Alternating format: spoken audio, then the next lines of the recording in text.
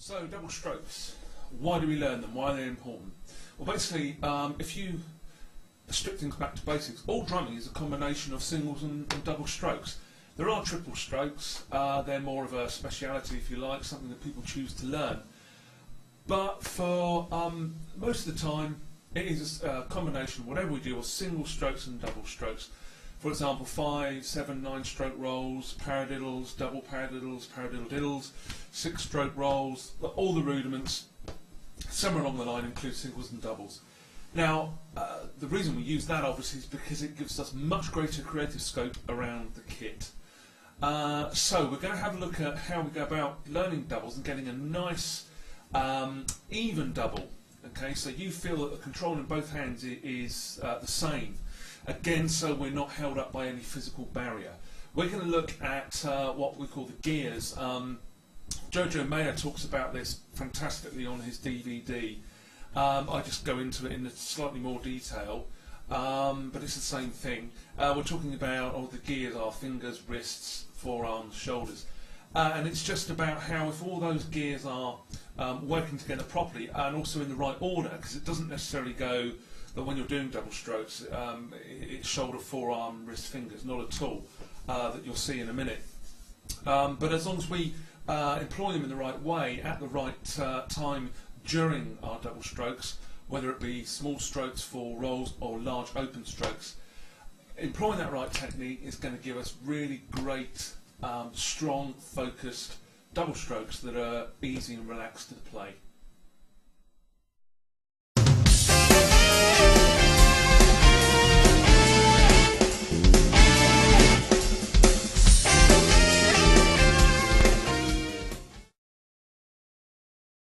Okay, this is where we come to talk about graduated progress with our doubles.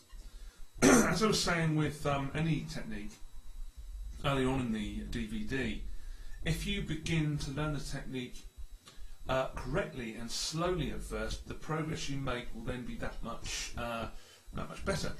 Okay, now the idea, if you remember, in the introduction is all about gears. Okay. We have obviously our fingers, wrists, forearms and shoulders. Now these gears aren't necessarily used when we do double strokes in that particular order. Okay, if we take our graduated process, so what we're going to be doing is learning the initial strikes and whatever gears we're using for that. As we get quicker, and the use of those gears change, we then have to make sure we're practicing that correctly.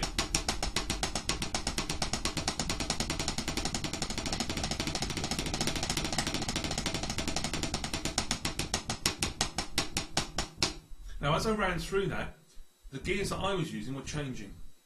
Okay, and this is where the good practice of learning doubles comes in. Okay, so let's start with the initial strokes. Okay, as we discussed before, our single stroke is that waving motion. Okay, not being afraid to move the forearm to get extra momentum. Okay, and with the double, we're doing exactly the same thing, except we're allowing the stick to bounce. Okay, as the stick comes down, comes back off the head, I've stopped it there, just to show you, we would let it bounce again, and then use our fingers here to stop the movement of the stick. It bounces, stop the movement.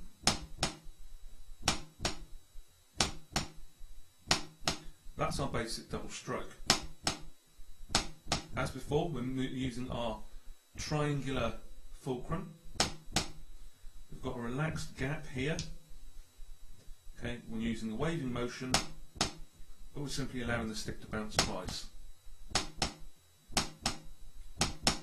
Okay, so that first strike, no different to what we just discussed, but it is pretty much all wrist movement. And it's almost as if you're playing both those strokes as separate motions. Okay, when it's that slow, it's probably best to do that because you're getting slightly more control rather than letting it bounce down, bounce back down. It's just easier with two motions. However, that of course isn't the key to double strokes. As we get quicker, we then start to move through these gears. So we've got wrists at the moment, almost two motions. Now, as we start to get quicker, and we actually start to strike the drum and get two bounces, so it's one motion and getting two strikes. Okay, all I'm doing is striking the drum, letting it bounce, and my wrist is making one motion. The only other movement is the fingers stopping the stick at the back. Okay, as that happens, we start to get to this speed. My focus is right on that triangle fulcrum. Okay, rather than the wrists themselves, I begin to allow myself to really feel and take control from this point. So I'm squeezing a little bit harder than I normally would to help to get more of a snap and more momentum. Now, as we go then slightly quicker, what's happening is we're starting to bring the forearms in. There's almost like a very subtle forearm motion. If we get to here, I'm still using that forearm motion. So, like I said, as we go through the gears, and one more time, we go from slow, using a lot of wrist motion. As it becomes a bounce, I'm focusing on that triangle fulcrum, and I'm allowing the back fingers to help snap the stick, to help get momentum for my bounce. As we get a bit quicker, I start to use my forearms and my control fingers, but it's more forearm and wrist motion now.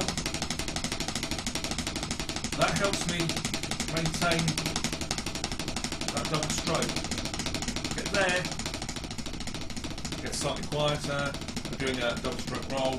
We've got that subtle forearm motion. As we come back out, we'll do the gears in reverse. So just to summarise a bit more there for you, as we start off, wrist motion almost like two strokes. As we get to the point where that turns into a bounce, what's happening is the back fingers and the fulcrum here, the triangle fulcrum, are snapping the stick to give it a little bit more focus. Okay, when you get to that point, so we're here,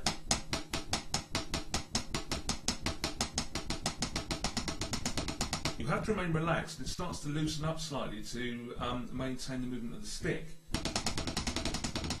Now when that happens, we start to possibly lose a little momentum with this, because this snapping motion, because the stick is getting lower to the head, so it's harder to get quite so much snap. So what happens is then that movement of the forearm gives us a little bit of extra momentum.